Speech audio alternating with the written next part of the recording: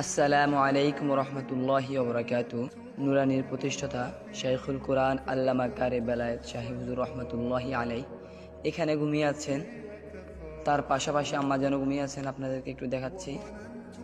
এই যে আম্মা যেন ঘুমিয়ে আছেন, হুজুর এখানে ঘুমিয়ে আছেন।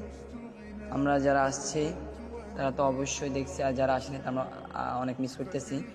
তো আপনাদেরকে আরেকটা জায়গা দেখাবো, দেখে আপনারা অনেক আনন্দিত হবেন। এই যে আমরা অনেক মুআল্লিমরা আসছি, দেখতে পাচ্ছেন।